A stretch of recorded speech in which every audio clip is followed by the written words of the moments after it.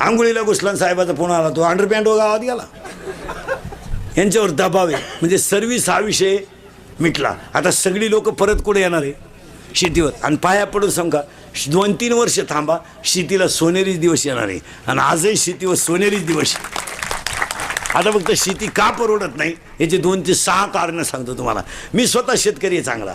जर कीर्तनात बसलेला म्हणला ना कोणी शेती परवडत नाही, या कानपट्टी ठेवून द्यायची पहिली. ज्याच्या घरातली सगळी माणसं काम करतात त्याला शेती परवडत आहे. जो फक्त घरात व्यसन नको आहे आणि कामाचं एकमत पाहिजे, शेती कधीच तोट्यात येऊ शकत नाही. तुमची ॲव्हरेज काढायची दानत आहे का?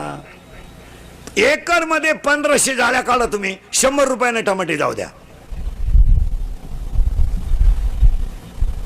1.5 लाख रुपयाचे टमाटे झाले. लाख खर्च, 1.25 लाख, 25 ते फीट झाले.